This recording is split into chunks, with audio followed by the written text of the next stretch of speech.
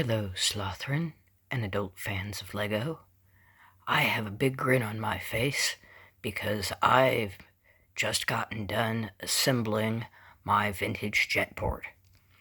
And as I believe I showed you in an earlier video, that is number 6396. And this is the vintage instruction booklet that I was working from. And just as an aside to all of you, I discovered that vintage instructions are not nearly as clear and straightforward as new instructions, because a lot of times they do not put these pieces up here telling you what the pieces look like. They just add pieces, and you're supposed to figure it out from the pictures what those pieces are supposed to be. But as I said, we have the airport now all built, and I am going to be showing all of it to you. And so let's take a look. As we pan out, you discover that I have no idea how to lay out a runway or an airport, but that's okay. I didn't want to stop to investigate and do a lot of research about it, so if this is an unsafe airport, well, then perhaps we will be providing patients for our hospital, so we're not going to worry about that. But I have dutifully set out a number of lights all over the runway to make it look airporty and runway-ish. And we have several vehicles here. We have the helicopter, we have the baggage cart, and we have the smashing, wonderful vintage jet that I am absolutely in love with and would have bought just by itself if I couldn't have gotten it any other way. But as I was given this marvelous airport set by my partner for my birthday, I got to get all of this all at the same time, and I am just still absolutely stoked. So let's take a look at this fine jet. Of course, we have a number of minifigures. There is a pilot in there. If you can see him, you can see his little yellow face.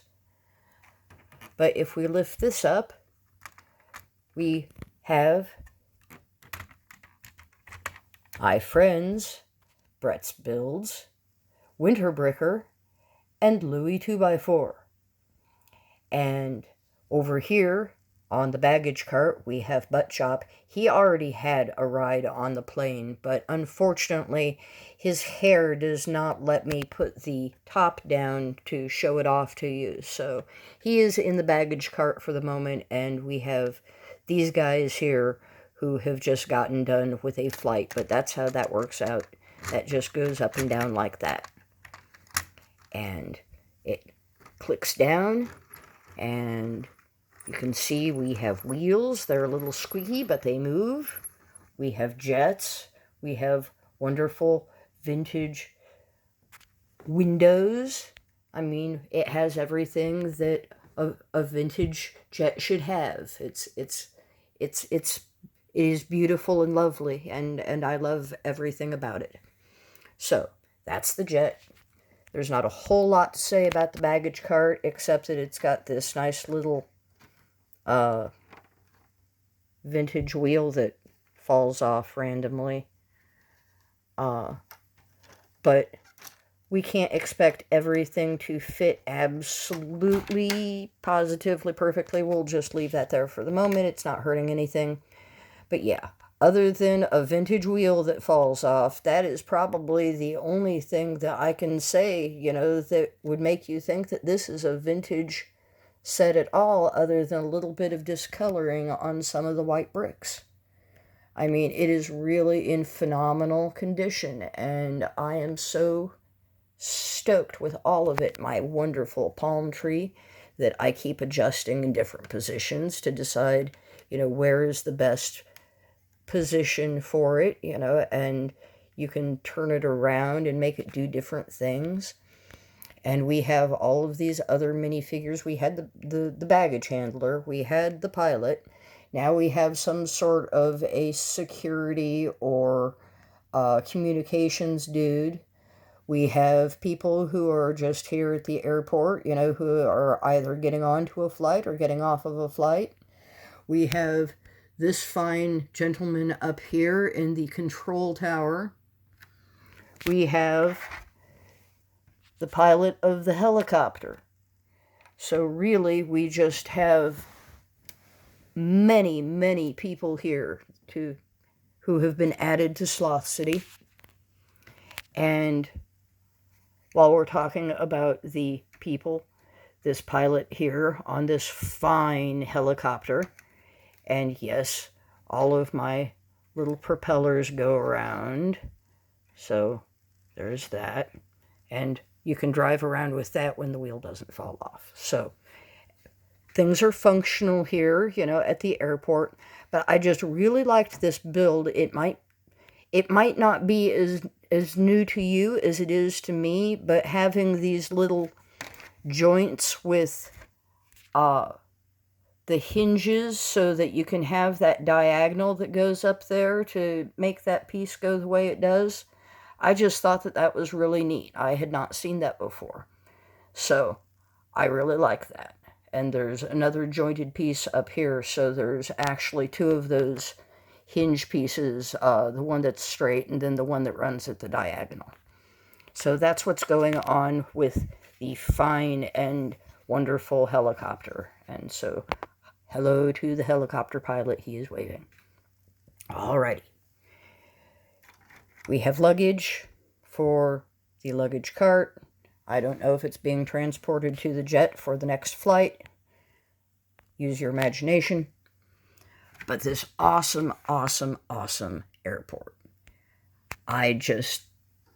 We have where the baggage comes out. We've got a baggage thing there with little windows.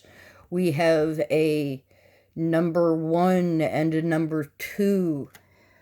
We have that beautiful curved transparent blue glass. We have flowers. We have flags.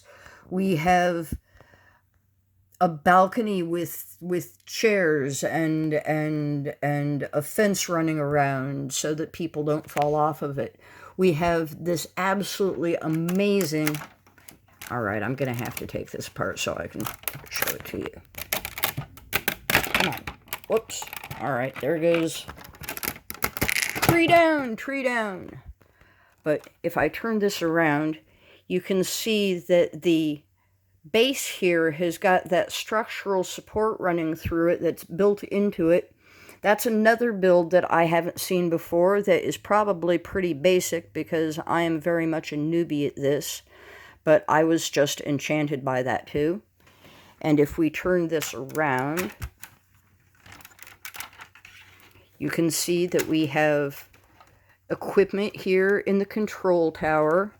We have one of those security doors where you get beeped and then get, taken to, be frisk searched or something. I don't know what they do. I don't fly a lot. There is a clock that tells you what time it is so that you know if it's time for your flight, I guess. I don't know why it's there in particular, but there it is. We have extra signs pointing to the different doors that you can go out. I guess those are terminals, Terminal 1 and Terminal 2. They're not numbered on the inside, or at least I don't think they are. And over here, we have this wonderful two-sided sign. There's a sticker on either side of it that tells you how long it's going to take you to get to, or how far it is, or something regarding these different cities of Cairo and New York and Stockholm and Milano and Paris. So we've got that going on, and I don't know if that's where your tickets are automatically dispensed there. I'm not sure what this little piece of equipment is supposed to be, but still, I like it very much. It's there in the lobby area with the gorgeous blue glass that I think is just so incredibly, incredibly nifty. But I think that is probably everything that I wanted to show you. So I am going to try to put it back again in a general way without destroying too much else, other than, well, no, I guess not quite back without destroying too much else. We have a bit of a disaster here right now, but we're going to replant the tree for the moment. He's going over here, and we'll just set that down there for a minute. We'll stand up this nice patron, who I'm sure he is not injured at all. He's just fine. See, he's still smiling and everything. So, other than a few paltry mishaps that can always be expected when you come to Sloth City, where we really aren't that worried about safety, I think this has been a very successful visit to the airport. And thank you for coming to my little update to Sloth City, and thank you for joining me with my new vintage Jetport, and you have a good day.